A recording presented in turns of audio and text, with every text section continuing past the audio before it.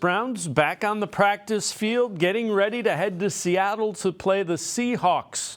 A battle of a couple of 4-2 teams. Some news out of Berea. A quick update on Deshaun Watson. This from Adam Schefter. Clarity on Deshaun Watson's injury. Doctors told him he had a strain of the subscapularis with rotator cuff, and he continues to have pain and weakness with movement. Type of injury is a baseball injury, basically. Normally causes pitchers to miss 4 to 6 weeks. Watson continues to regain strength and velocity in his shoulder and shorten that window. Kevin Stefanski addressed Watson and the starting quarterback situation earlier today. With Deshaun, PJ's going to start this week. Deshaun's going to focus on his rehab. I just feel like with what happened in the game, landing on his shoulder, there's residual swelling that's affecting his throwing. I think it's the best thing for him to rest this week and focus on the rehab. And, as I've told you guys, I will always make what I think are the best decisions for our football team, for Deshaun, and I feel like this is the best decision for this week. It's now been described as a 4 to 6 week injury. Should you guys have put him on the IR at the start? Yeah, I would just tell you, Tony, as you know, we make decisions based on the information that you have every day. You guys have heard me say day to day, and I just think that's based on, the player, how he's feeling, the information with the injury, all those things. But you're just trying to make the best decision you can. Was Sunday a setback then? Did he have more damage, or was there?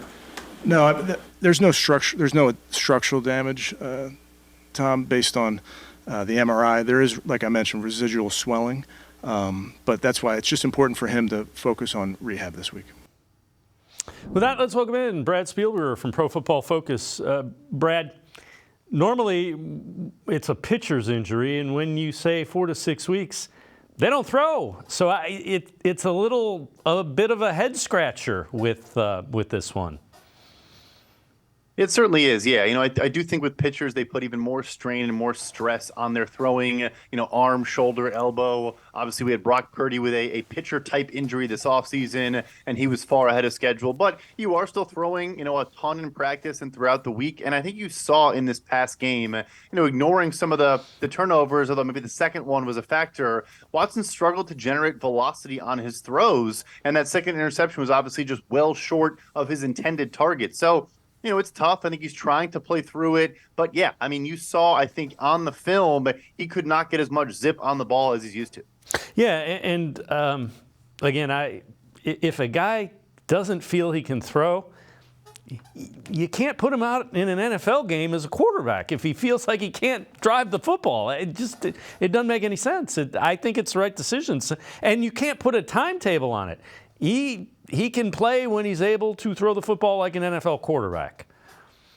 Yeah, I'm with you 100%. I think you can't just limit your offense like that and just basically not have intermediate and deep throws in the package in the offense, because defenses are going to learn that out very quickly, and then they're going to sit, load the box against you, not feel the, necessary to cover deep, and then it kind of really limits what you can do.